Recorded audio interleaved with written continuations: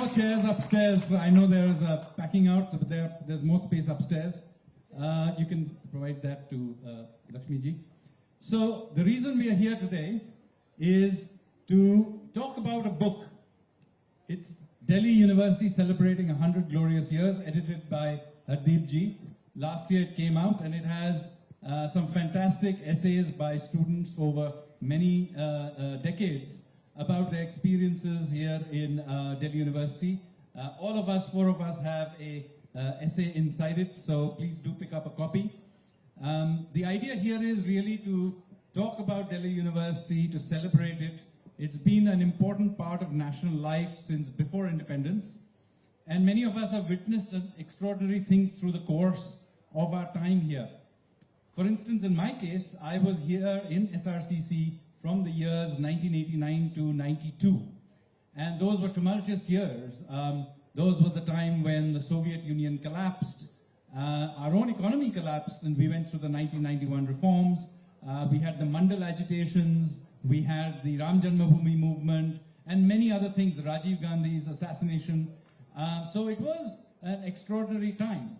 And of course, many of the 3 of them have also experienced and witnessed extraordinary times during their time in the university, and we'll be talking about that. But Delhi University has in many ways been the place where all these conversations happened at different points, going back, as I said, even before independence, and they were part of the independence movement as well. And really this book is a glimpse into the various points, the attitudes people had, and so on. So I'm going to start with you, Hardeep ji. First of all, give us a glimpse of what was Delhi University like during the 1970s. What do you think, what were the thoughts going through your head, looking ahead? I mean, there are students in the audience, they are thinking about looking forward into their careers, their lives. What were you thinking about sitting here in Delhi University in the 1970s? No, can you hear me? This one is a better one. Well, I was called a guy who didn't need a mic, but I'm speaking non-stop, so forgive my voice. No, I joined the university in the late 60s. Okay. And 1968 to be precise. If you joined in 89, then in 68 you were just born or not yet born? Not yet born. I've often been asked a question that when you were asked by the publisher to select a few contributors who could write essays for this book, how did you make the selection? And there's something which is not in the editor's note, which I thought I would share with this very young and vibrant audience. I had actually drawn up a list of 25 or 30 people, and I said, as people keep refusing, then we'll go to the next. But you know, lo and behold, not one person said no. Wow. Why? I have an explanation. Out of the 14 who are listed as authors, there was one case where that person later told me that I'm told that you had sent a communication, and I said, yes, I did. But, you know, beyond a point, we couldn't wait, because we were also going if somebody was getting delayed in responding. In some way or the other, over an extended period of time, now many of those who contributed here some of them belong to my generation, some of them later and still later. Delhi University, in my time, had a student population, Chopin, of 80,000 or so total. Colleges were much smaller. The entire population, student population, was 80,000. Some of the best and brightest, now don't get me wrong, including from Bengal, including from Bihar, would do exceptionally well in schools there and then come to Delhi University, and in some ways regrettable, make their way into the civil service. That was, but no, don't hold it against those who were students at that point of time. The economy in overall GDP terms was much smaller. The employment opportunities were much less. If you did well in the university, You could hope to aspire to get a teaching job. There were 2 or 3 banks you could look forward to working in, 1 or 2 private sector companies, and then there was the civil service. And I say this to my young friends here, you guys are spoiled for choice. And you need to be, you should be. But the point is different. For you to get into a premier institution like Sri Ram College of Commerce is much tougher than it was for Ryan to get in. I'm not picking on Ryan. Correct. If I were to try and get into Hindu College today, that's where I came from, or Lakshmi into LSR, but she was all right. But I would find it difficult. Because today I am told some of these colleges have a requirement of 99. Yeah, Sri Ram College. 99. Hindu College is 100%. So I said, how can you have 100%? And then, I'm not trying to take a pot shot at your university administration, but somebody who's a product of Sri Ram College of Commerce and who became my mentor later and still is, he told me an interesting story. अरे भाई उन्होंने 100% कर दिया, हमने कहा कैसे हो सकता है? We complied with it. Only guys with 100%. The university wrote back, there are another 1,200 students with 100%. उनको भी ले लो. अरे भाई we don't have the space. So the context has changed. The competitive compulsions have been altered. But today you are a $4 trillion economy, soon to be the world's 3rd largest economy, and going on and on towards becoming a Viksit Bharat. It's a very different atmosphere together. Look, one of the things that I discussed with Sanjeev, and he hasn't asked me the question, so I don't want to do it. Why did we choose these people? No, we chose them because in their own way, I mean, the rock star who wrote the foreword, Shri Amitabh Bachchan ji, I would request you to read his foreword. You know, such humility in the man.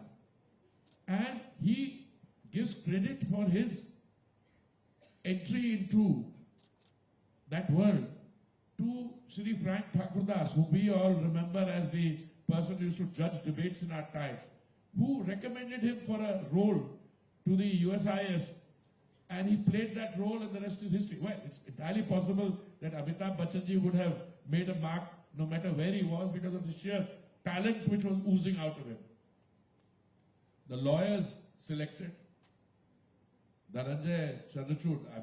I mean, you didn't have to wait till he joined the Apex Court to know that there was something very special about the man, or some of the ladies in there. So, but my point I'm trying to make is that we had another 15 equally deserving, or another 100 equal, because this is a great institution, and that institution's contribution. And the other day I had a party for hosted a dinner for my mentor. And I called somebody who played for Hindu College in the 50s, cricket. Called somebody who has, so this is a great institution. And I think despite, and I have to be careful with my words, educational institutions are made by its students, by the faculty, by the administrators. But very often there come phases when the administrators can get it totally wrong. And the educational institution survives in spite of them. But today I think DU can be held up as an example. Of course it has to change a little more with the time. You need more centers of excellence, and you need to adapt to all the frontier, AI, machine learning, all those things, and how it applies to traditional learning and modern learning. So I'll move to Mr. Karanjewala. You are actually from this college. You were here in the mid-70s. And this was also, again, a tumultuous time, emergency and so on. And just a year or two older than you was Mr. Arun Jaitley, who incidentally is also my mentor in he was the one who brought me into government back about 8 years ago. So you knew him very well at that time. And you write about that time in the book. Can you give us a flavor of that time and particularly of the period in the emergency? I will. Can you hear me? So I joined in the July of 72, and I was in this college till the July of 75. So my period is bang in the middle of 100 years, right there. And when you contrast then and now, that's when you really realize what the differences are and how different things were in those days. First, let me just spend a minute talking about the politics of that time. The politics of that time and the politics of today have one similarity, which is that there was one governing question, and that decided which way you went. Namely, were you for the Prime Minister or were you against the Prime Minister? In those days, the Prime Minister was Mrs. Gandhi, the senior Mrs. Gandhi. Today, of course, it's Mr. Modi. Politics, therefore, ideologically, in those days and today, is not much different. Because the question still remains, are you on this side or are you not on this side? But the battleground is very different. The politics of India in those days was decided in the universities of India. And I'll give you a little example. I'll give you 3 examples. Hardeep joined Hindu College in the year 68, 69 saw in West Bengal, amongst the student community, the rise of the Naxalite movement, which forever changed the complexion of West Bengal politics for years to come. That battleground Still hasn't recovered. correct. So that battleground, the original battleground, was the university. I joined in 72. A year and a few months later, in Gujarat, the students of Gujarat started what was the I think it's a Nav Nirman Andolan against Chimanbhai Patel. That Andolan began on a simple fact that the mess fees had been increased by 20%. That agitation ultimately culminated in Chimanbhai Patel being removed as the CM. That battleground again was the university. When I was in my last year in college, I was a college union president. So somewhere in November 74, on one of these grounds, I had organized a cultural festival called Bonanza 74. Simultaneously to that, all over in the university in Delhi, Arun was the convener, Jayaprakash Narayan's Andolan was holding sway. In fact, in one of the rallies that he had criticized us for simultaneous to his agitation having a cultural festival. That battleground also was the universities of India. It started in Bihar, where Lalu Yadav at that time was the president of the Patna University. Ravi Shankar Prasad was his joint secretary. They were the ones who started that agitation, which ultimately then took the whole of India to storm, and then ultimately the emergency was imposed only because of that one thing. So the battlegrounds today, insofar as then and now, are different. Today the battlegrounds are the TV channels, the internet. That's where politics is fought, and the last 30% is fought on the ground. That was the one fundamental difference between the time then and the time now. The other thing, I just want to take something from what Hardeep said. When I was passing out of Shriram College, being a commerce student, your prospects as to what you're going to do in the rest of your life were few and far between. So if you were lucky and your dad had a business, then you joined his shop, or you went and took over a small part of his industry, or whatever he has to offer you. If you were not that lucky, but you were good in, say, things like accounting and numbers, then you joined a CA firm, became article clerk till you passed your CA exam, and then you went into CA. If you were sort of modern-minded and of that bent of mind, you could try to get into MBA, which was, frankly, again, very limited, because I think IIM Ahmedabad was one of the few MBAs that were available to people. If, like me, you were a third divisioner and got a third division in BCom, then you had not much choice and you joined law. But that's how it was. The choices were few. And you ended up establishing one of India's most successful and large firm of lawyers or solicitors, whatever you call it. You know, this thing between academic success means doing very well academic and success later in life. Look, with due modesty, I did well in the university. I got a teaching job, but you learned something in the university. And Ryan, you were going around. Maybe because you were spending time in other things, so your final BCom honors degree didn't reflect the level of knowledge that you had. But all I can say is Hardeep is always a good friend. So, to come back to it, our choices were few and far between. So just so that you know, if he was charging us by the minute, we wouldn't be able to afford it. yeah, exactly. But today, as they say, sadly. You can hire an engineer for 25,000 rupees a month, but if you want a chef, it will cost you a lakh. So the avenues available to people to do things and to earn money is multifold times more, which is what Hardeep had pointed out. In those days, if you were in Stevens, normally most of them sat for the competitive exams and then they joined it. Today, the world into which people walk is so different and is changing so much that now a time has come when students can even sit at home and work from home and earn a living, even just speaking on YouTube. So the whole world in that sense has changed. So let me now move to you, Lakshmiji.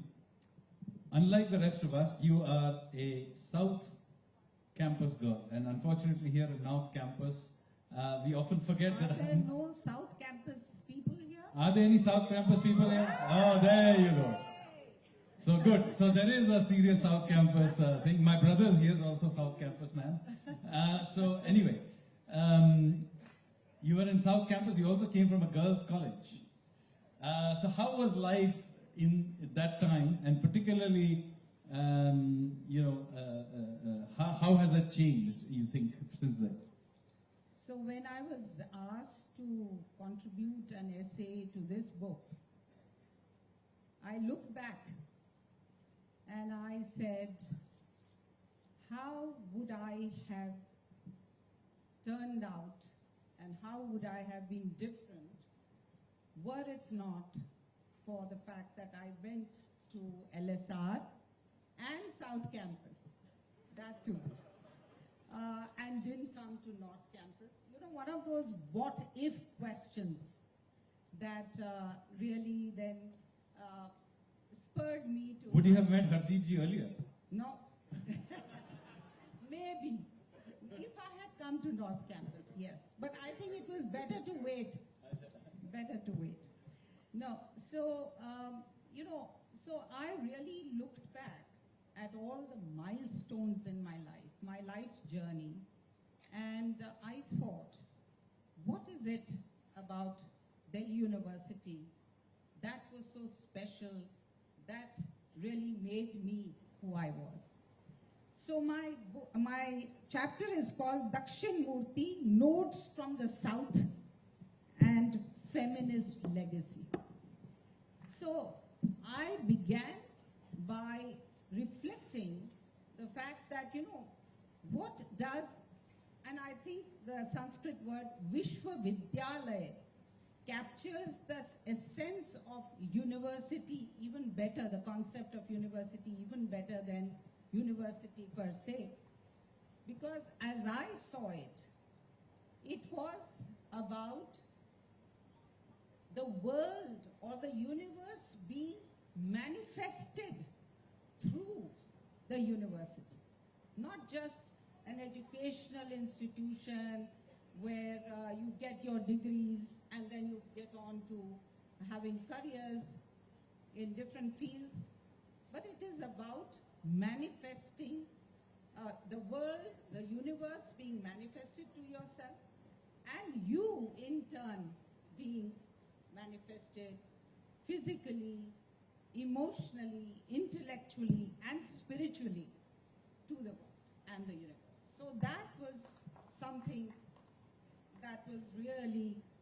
Ma'am, you wanted to read something from your book, yeah. So I want to read to you the quote that I began this my chapter on, and it is a Sanskrit quote, but to save time, I'll quickly read the translation. Obeisance to him, Sri Dakshinamurti, and Dakshinamurti Shiva. I'm a Murdeshwar, so Shiva's name is in my family. So Sri Dakshinamurti, who is the Guru, who out of his free will, like the magician or a great yogi, manifests this world, which was before creation undifferentiated, even as the sprout was within the seed, and become variegated later on in contact with space and time brought forth by Maya.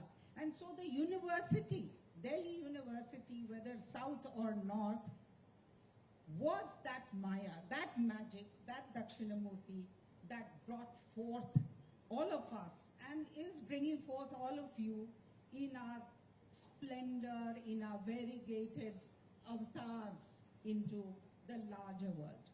So that's how I, see the role of the university. And of course, then it goes into the larger society. But let me also perhaps give you a few teasers from, from my college days, since you asked about the South Campus, and you said we must have some fun. So there is this passage from my essay, which talks about how LSR was seen at that time, but how it evolved.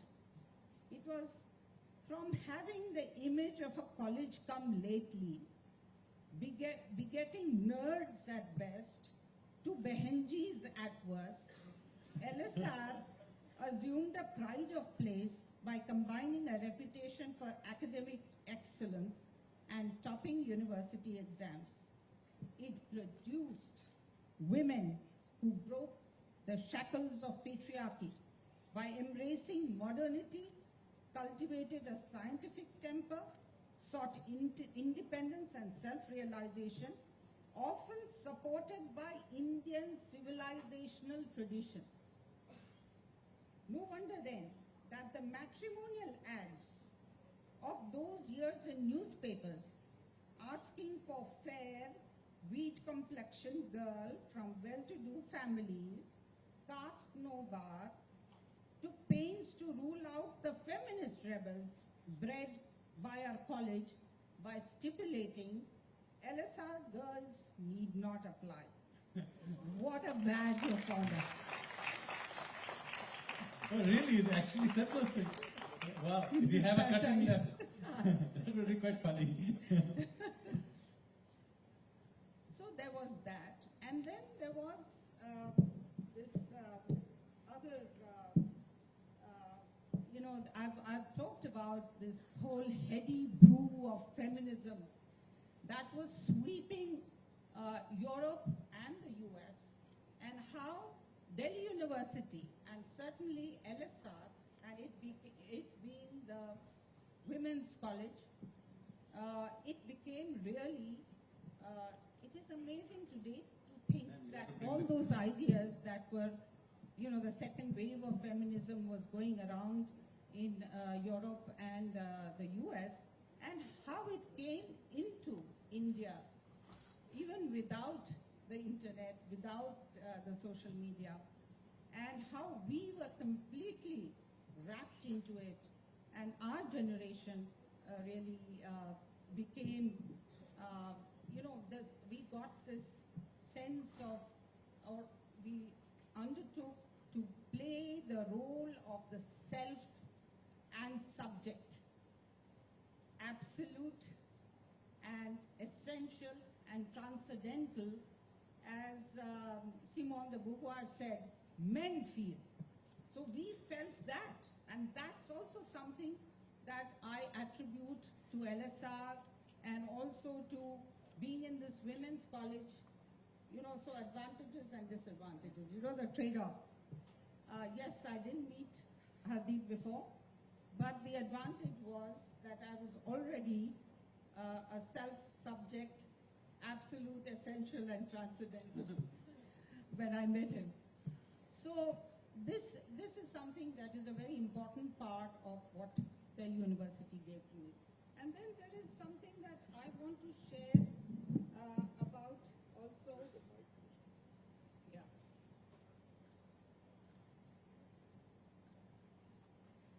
The other aspect, you all spoke about India and the idea, and the principal spoke about the idea of India. This was a generation, the 1970s, that was critical in terms of reimagining India and imagining India. And the idea of India, particularly in the context of who we are in relation to our colonial past, was redefined in our generation, that was born after independence and came of age in the early 1970s. And Delhi University was a crucible for developing that idea. Thank you very much. So I'm going to come back to you, Hardeep. You wrote this book. Now, while you were writing this book, which of the characters that are there turned out to be completely different from what you had imagined them to be when you had asked them to write? Were there people you thought were very different from what you thought they were? No, I must confess, and I say that in the editor's note, I didn't write the book. I merely put those essays together along with my young friend Rohit, and it required very little editing, as it were, if I remember. There's one person who said, I don't have the time. So I said, give us your thoughts, we'll write it for you. That will remain nameless. But he also ultimately, no. I think the quality was, without exception, of a very high standard, caliber. Almost, I would say, put in simple anecdotal experiences, put in scholarly language. Your piece, tracing the history of Delhi University, I mean, it's a godsend because, you know, I don't remember any other one place in a book where that history is traced. There must be. When you look at the history of the UN, well, there's the act of creation. But, you know, to have it on the 100th, the centenary edition, one or two were, I mean, I mean, St. Stephen's College is not on the munch here, but one of the contributors We said, have some... No, so Chopin will see through, I will not take names. He said, well, I would be delighted to contribute an essay, and he says it in his own style, provided no change is effected. So, you know, I said, I told Rohit, I said, the guy's being pompous. He happened to be my student. I mean, rather, I don't say he's my student, but I would say that he was a student when I was on the teaching faculty. So I cannot take any blame for how it turned out.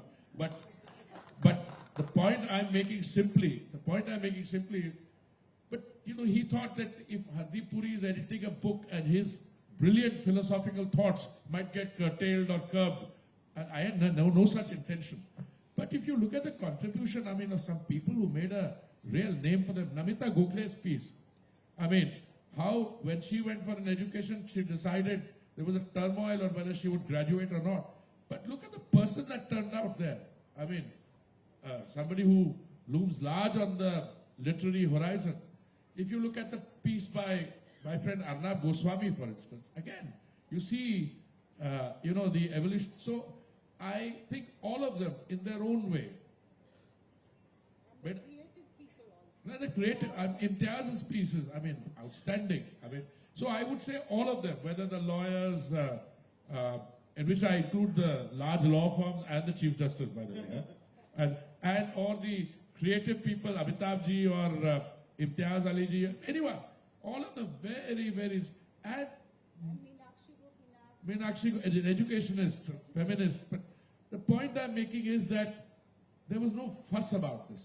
And I'll tell you another thing. If these first 15, instead of them we had looked at the next 15, they would have been equally outstanding. Because Delhi University has produced such a rich group of, you know, such a rich students who went on to make a name for themselves. That, I mean, I can, for instance, even if you look at, you know, one of my favorite examples is, I don't think it's a piece by him there, I would have happily. When I was at Hindu College, this person was not there. His name is Hardeep Singh. He's now the National Secretary of the Street Vendors Association. What a man, you know. I mean, he's organized the National Street Vendor. But these are the kind of people that you come across. I met him much later when I was Housing and Urban Affairs Minister. One final point about this. We decided that since there were so many distinguished people there, that whatever proceeds we get from the publication would go to a good charity. So I would encourage those of you who have a stake in the university and who want to you know, encourage the that process, you'd also be contributing to a charity if you buy the book. And I think this is the kind of book which should be on every bookshelf. I know I'm doing a little bit of promotion, but I think it's necessary also, because it captures the essence of the human and the student experience in a manner which I don't think too many other books do. So I'm going to now move on back to Mr. Karanjewala. There is quite a extraordinary anecdote you have about the very first day of emergency. Would you like to relate that to the audience? So it's there in the book, but for those who haven't read it. In this college, I met one of my closest friends when I joined. It was the first year itself, 72, I met Arun Jaitley. And Arun, of course, went on to become both the college union president and then the DUSU vice president and then the DUSU president. And as I had mentioned earlier, in the year 74-75 academic year, we were in the midst of the JP Andolan, which ultimately culminated when Mrs. Gandhi lost her election case in the emergency being imposed. So I was coincidentally in Bombay at that time, just for a holiday for a few days, when I woke up in the morning. And in those days you couldn't have direct dialing, but you had what is called a lightning call. So just you know, my aunt was always very generous with me, so I just, by the way, placed a lightning call and got Arun's house on the line. And his father picked up and I said, Arun kahan hai, uncle? So he said, Kaka university gaya. Arun's nickname at home was Kaka. Kaka to university gaya. So I said, Acha. Kya dina mera phone aaya tha? So then he said, Suna, emergency lagi hai Hindustan mein. Now, we were students. We had no idea what an emergency was. So I said, okay, thank you, and put the phone down. And without any, suddenly, this was about 9:30 in the morning. Suddenly at about 12:30, there used to be an afternoon newspaper which came out in Bombay, and the headlines were screaming banner headline, Moraji arrested, you know, so dham, dham, dham, dham, Atalji arrested, Advaniji arrested, Arun. I mean, I don't know whether Arun's name was there or not, but all of them were arrested. So I just came, I said, my dad was also coincidentally in Bombay, so I said, no, you don't go by the train, you come back on a flight with me. We both came back to Delhi, and then we started making inquiries. So what we came to know was that they had imposed the emergency in the middle of the night.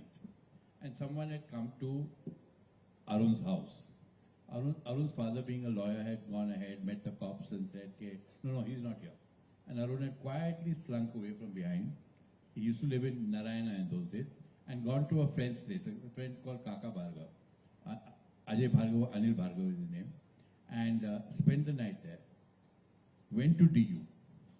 And organized what was, later on we learned, the only agitation against the emergency on that day in the whole of India.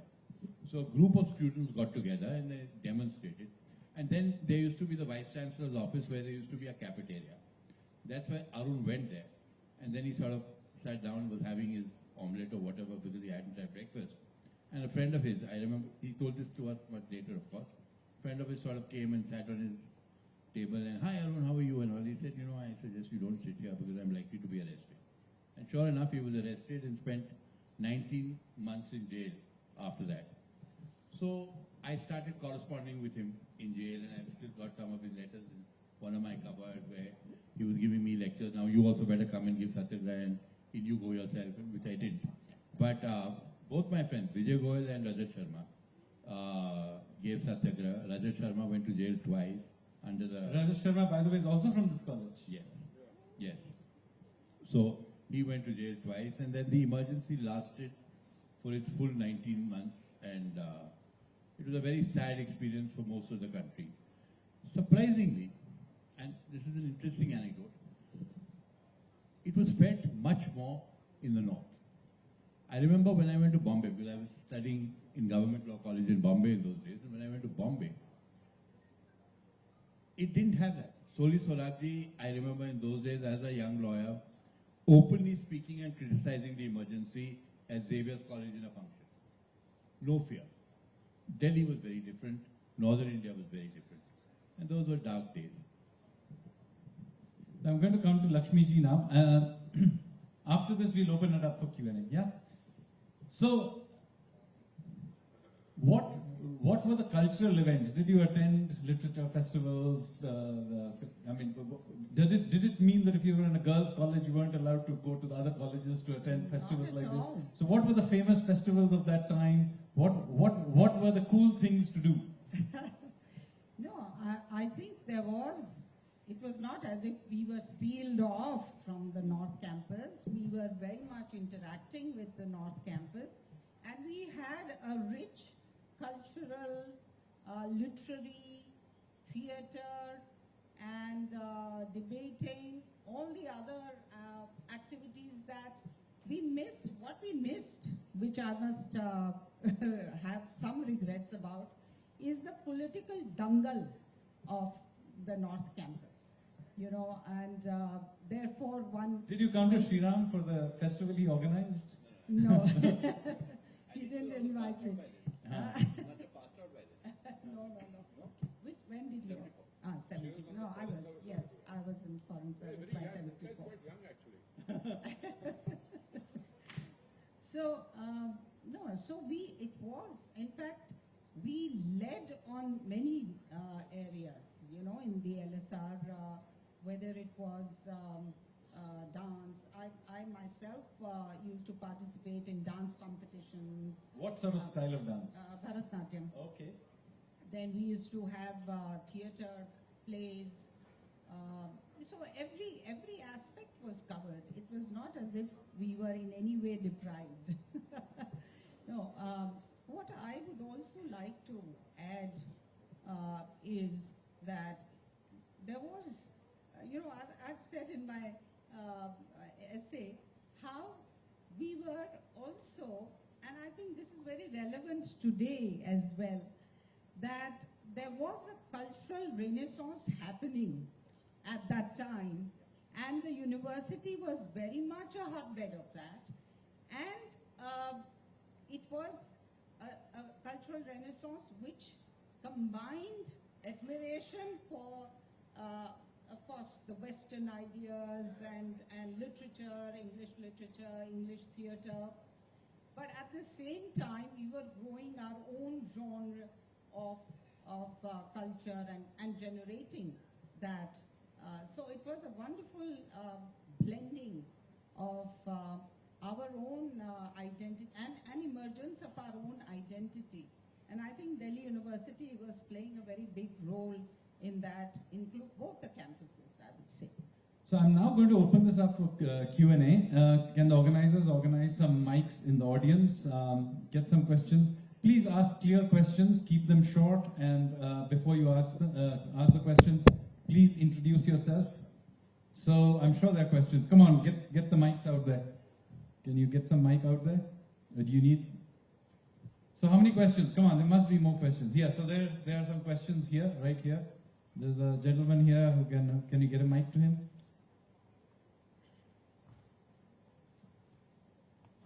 You can give that to him. We'll share. This is sort of working right now. That's okay. Hello. Myself Ayush Singhal. I am a third-year student from Computer Science branch. I am Ayush Singhal, a third-year student from Computer Science branch of Delhi University. My question is to Mrs. Lakshmi Puri that I am an aspiring foreign services officer. I want to be in foreign services. What are the advices you may give for us to better perform or to get into the services in the future? Well, first is to have the determination that you want to join, and I would recommend that it's one of the finest, noblest professions to join. And I think you have to just perform well in the exams. The system has changed considerably.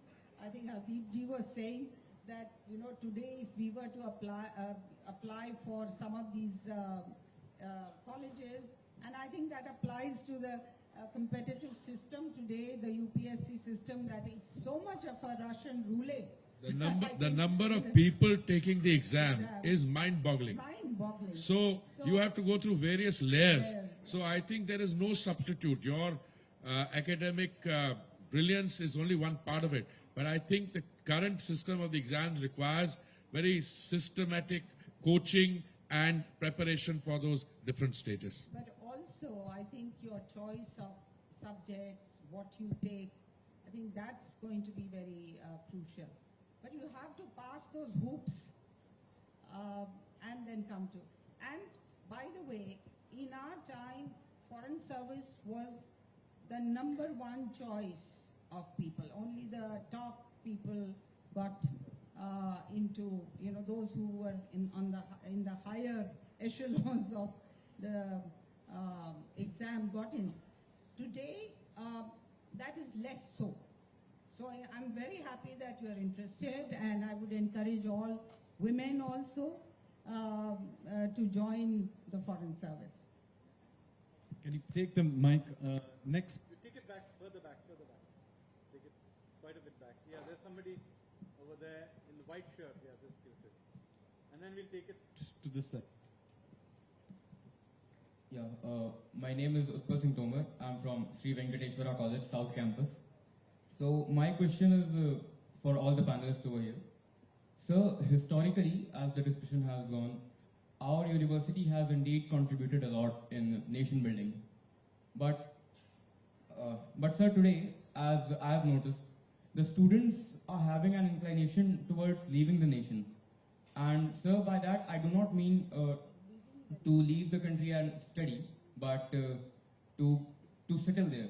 All right, as if to leave as if to abandon our country, as if to leave all the problems which we face behind. I should mention one thing which a friend of mine once quoted, that if given an opportunity, he'll leave India and never come back. Right. So, what are your views on this? Yeah, please. So let me take this question. See, about 15, 20, 25 years ago, among some of the intellectuals in India, I remember Palkhiwala himself, Nani Palkhiwala, world famous lawyer, used to have this habit of saying, there's nothing left in this country. You really want a future, you have to go and find your feet abroad. But whenever anyone asks me, especially in my profession, okay, look, my son, just yesterday at a wedding, Justice Bambola Singh, who's former judge of the Supreme Court, told me my granddaughter's got a job in White and Case, and she's going to go there and work. What do you think of it as an idea? And my point is always, it's completely wrong.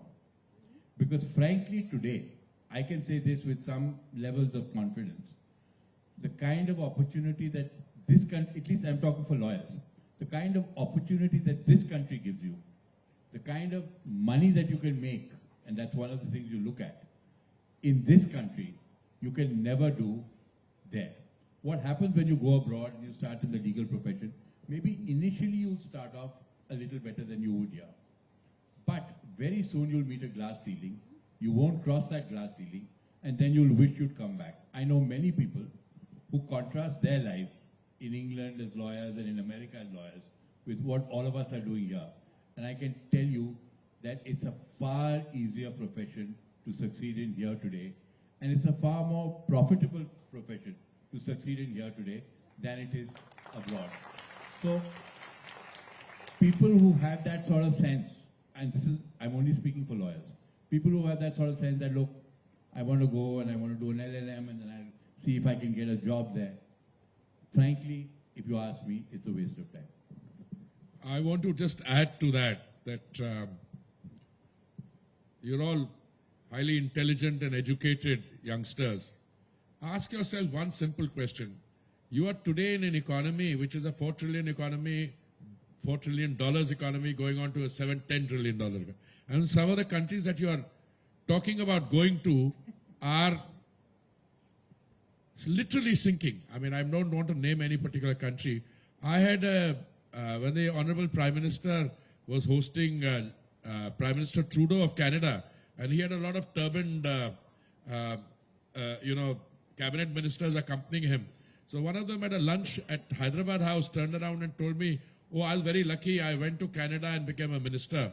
So I said, I was equally lucky. I stayed back in India and became a minister. Now, you know, what is happening in places like Punjab, we have lost an entire generation, partly due to drugs and partly about this, everybody wanting to send their kids out. There's human trafficking which takes place, all this other, why do they want to go abroad? And the guys who are going to educational institutions which are actually only certification shops where they get something and then they work as truck drivers, they can do very well. But highly educated graduates, postgraduates, they're left in the lurch. So I think what Ryan says is absolutely true, except that he's confined himself to the lawyers. I would say the same thing in every other field as well. Look at the opportunity. One of the examples given here that if you are an engineer, you get 25,000, but if you are a chef, you get 1 lakh. That may be, some engineers also do very well, some chefs don't do so well. But it is brimming with economic opportunity, no matter which part of the economy you look at. And by the way, one of those countries, when we became from the 10th largest to the 5th largest economy, we overtook one country which had 190 years of colonial experience with us. And I'm telling you, please read the press, read what's going on there, and the sense of despondency. And you will see why a lot of people who did very well as engineers, doctors, lawyers, I know doctors, so many doctors want to come back because not only the scale and the opportunities here are so many more. Pay now is equally good. Pay is not equally, it's better, yeah. I mean, if you see how far the money can take you here in terms of living comfort, quality of life. I mean, there's nothing, and that will remain. By the way, we also have a demographic advantage. I think the bulk of our population, about 65%, is less than 35 years old. And if you're looking at Viksit Bharat, which means an economy with a GDP of 40 trillion US dollars or something, we are in 2025, another 20 years. You guys will be the beneficiaries of that. Why do you want to go out at this point when your own country is becoming a developed country and giving you those opportunities? And to further add, this is not just the average guy. This room is full of the elite of the, so they're the full beneficiaries of that growth. Absolutely. So I'm going to ask questions on this side now. And drivers of the growth. They have a responsibility because they have got the benefit of education and skills and the best education, capacity and gift of it. Yeah. So they have to give back by staying back. Okay, questions from this side. Further in, come on. There's a young lady in white who is, she's volunteer. Yeah, let her ask a question. Hello everyone, my name is Yogita Mishra. I am a second year journalism student at Lady Shri Ram College. My question is for ma'am. Ma'am, in the entire conversation you have been talking about LSR a lot. So my question is regarding that only. So it is what is one thing or a few things which you enjoyed back then when you were in the campus and those things which you want to enjoy, like if you get a chance to be a part of the college once again? Well, I certainly enjoyed the friendships. The fact that, and this is one thing that I want to mention about Delhi University, it is the meeting point of people from all over India. So one of the great learnings and a cultural immersion that happened was that we had girls from all over India, you know, from the south, north, east, west. So we could sing Gujarati songs and Marathi songs and Punjabi songs and Tamil songs.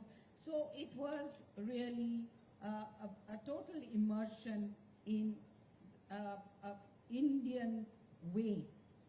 The other aspect that I really enjoyed was that we were also, you know, this was a among the first generation of women who were attending college with a career in view. Our mothers had, many of them were graduates, many were not. Many of them who came to LSR at that time were first in their families to go to college. So it was quite a variegated field. So all of us coming together as the first generation that was very much focused on being someone in our own right and not just looking forward to a good marriage was something that was also a wonderful feeling of self-realization and being in that context of self-realization. So it was really that aspect. The other aspect, and also much of it was a different classes, so in many ways it was a classless kind of context. There were girls from all kinds of backgrounds. And that was also wonderful, and I think you have the same mix going forward here. And I've already told you the benefit of having all women's college, although I've said this please do read the article, my essay, because I've said there that, my girls, whenever I dare to give them dating advice, used to turn around and say that you've been brought up as a nun because you went to Mater Dei Convent School and then you went to LSR All Women's College. So you are in no position to give us dating advice. But seriously, I think later on, if you have seen my career graph, I would not have been the right person to undertake to build the first ever global organization for gender equality and women's empowerment. And with that kind of mindset, if I had not been to a girls only college. And that was the other aspect, that strong feminist streak and passion that was developed at that time. It was part genetics and then this. We'll now have the last question. Okay, why don't you give it to this gentleman here? He's in the suit. He's got his hand up for quite some time. Two of them there. Okay. We can maybe take the person in front of you as well. So, quick question, and then his question, then we'll get others to answer. Yeah. So, my name is Raghav Harjai. I'm a first-year master's student at AD School of Economics, Masters in Economics. So, when you talk about being an IAFS officer or an IAS officer, it's a straightforward path. You get the UPSC exam, and then you get the UPSC exam, and then you become the IAFS officer or something like that. So, my question is to you, sir, actually, Sanjeev Sanyal, sir. How do you become an economist? Basically, what is the path? I'm very confused, actually. And the person in front can ask a question. Hello, sir. Actually, my question is to Madam Puri. First of all, my name is Ankit Sachdeva and I'm an engineer by profession. I'm asking question on behalf of my wife. Actually, we have attended your book launching session, Swallowing the Sun in Greater Kailash. That day, she was so motivated and she asked me actually today I'm having opportunity to meet you once again. How do you find that zeal, the motivation, the power to express your thoughts? How do you find the time to write books? And we are so fascinated that the expressions, the motivation that you are bringing to your articles, like in this book you have also contributed like an essay. So I just want to please share your thoughts, ma'am, so that I can convey your thoughts to my wife today.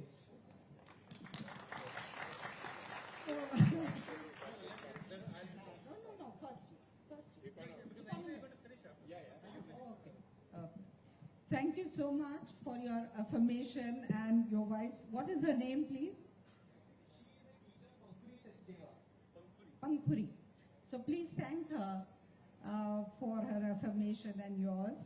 No, I think I came into this new avatar after I retired from service. I began this novel, we are going to have a session on Swallowing the Sun just after this.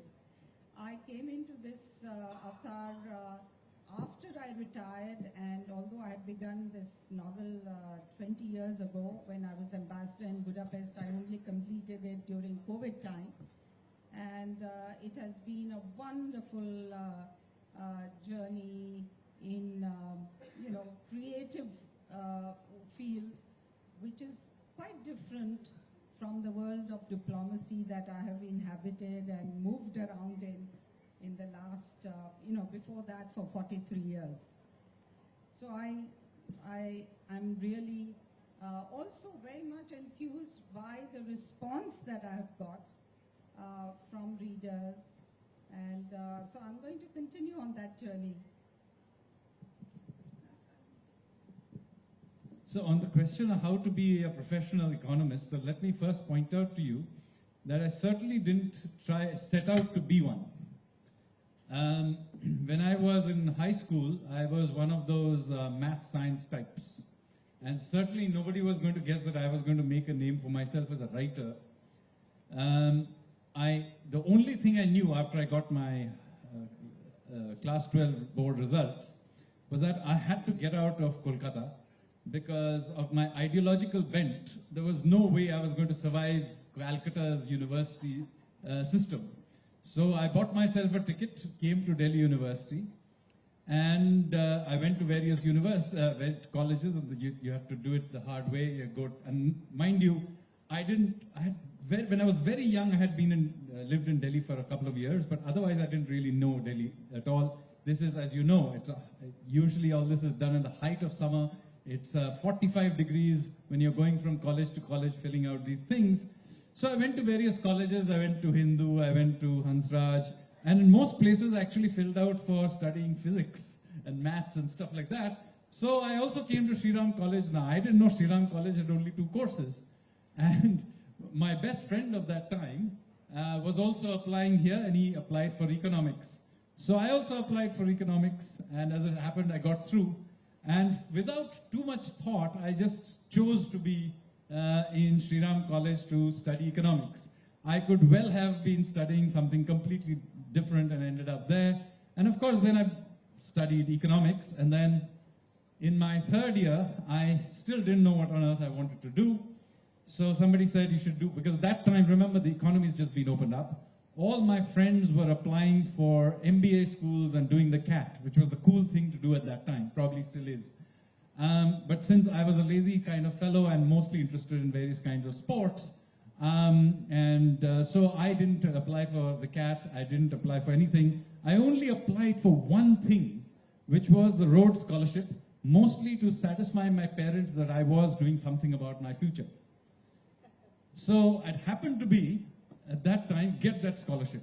But remember, it was only, at that time, I think only 3 Indians used to get it every year. So if you think that there was a grand plan in all of this, there wasn't. So I ended up in Oxford because I had 3 years of money. I did a couple of degrees till it ran out. Then the option was to do a PhD. Now, I'm not an academic type at all. So therefore, I said, look, I couldn't be bothered to going to university and spend another 3 years of going to a library to do a PhD. So I asked around for some jobs, and somebody offered me a interview in London. But on the very same day, some small boutique firm called Crosby, which nobody now, it's closed now, offered me a first-class ticket to go to Singapore to take an interview. Now, the firm that called me in London was Morgan Grenfell, a very well-known firm. And the one in Singapore I had never heard of, but it had given me a first-class ticket to go to Singapore, which I had never visited. So, of course, the first-class ticket won. And I took a flight to Singapore and got a job. So that's how I ended up in the financial markets. Now, if you think that there's some grand plan in all of this, please tell me what it is. But so, if I have not managed to answer your question about how to become a professional economist, that's because I have absolutely no idea. With that, I'm going to bring this session to... Before you bring this session, which has been fascinating to a conclusion. The man's modesty needs to be applauded, and I think we should do that. Listen, in your time, only 3 people used to get the roads. In my time, only 2. And Chopin and I know a story. I applied for the roads. I got into that final shortlisting till I was asked by a short guy who used to teach English at St. Stephen's College, who was on the roads interview board. And he said, will you apply for the IAS? So I said, wait a minute. If you give me the scholarship, I will take it. I mean, because that was something that we all in our time really looked forward to. Because for a middle class or a lower middle class product to get 2 years or 3 years at a good Oxford college with expenses and meal charges being paid for was a great thing. But then I look back at my life and I said, I'm glad. They said, come back next year. They told me, come back next year. No, they didn't trust me. They said, come back next year. I'd got into the foreign service by next year. But no, I think I'm making a different point. You put it very well in terms of the fact that opportunities open up. And I think when you've got a good education, you also have the capacity to take risks. So you chose that first-class ticket to Singapore against a well-known establishment. But these guys sitting here will have those opportunities many-fold. They'll have many more times. And I think that's the beauty of a university, because it's also the first platform for you to network. When I was a student at Hindu College, I got my job, my first offer for a job in the private sector, although I was a student of MA History. I hadn't even appeared in the MA final exam, and I joined a premier private sector. University is also a great recruiting ground. I'm not saying physically, but otherwise. Great place for platform, for networking, for making contacts. Many of my contacts of today all go back to that era. Of course, we all do different things. We end up doing things which we had never planned.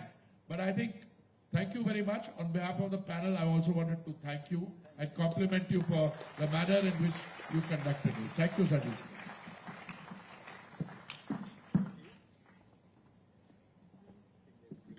Thank you so much. We extend our heartfelt gratitude to our esteemed panelists, Shri Hardeep Singh Puri ji, Shri Rayan Karanjwala, Srimati Lakshmi Puri, and Sanjeev Sanyal sir for sharing their invaluable insights and inspiring us with their journeys. The session really took us down to all the nostalgic memory lane. Now, I now respect Sanjeev sir to please felicitate our speakers with the DS Group gift hampers. Some various books are being handed out and various things are being handed out. What is this? Some gift hampers. If you come in front, there are books and there's some all kinds of cool goodies.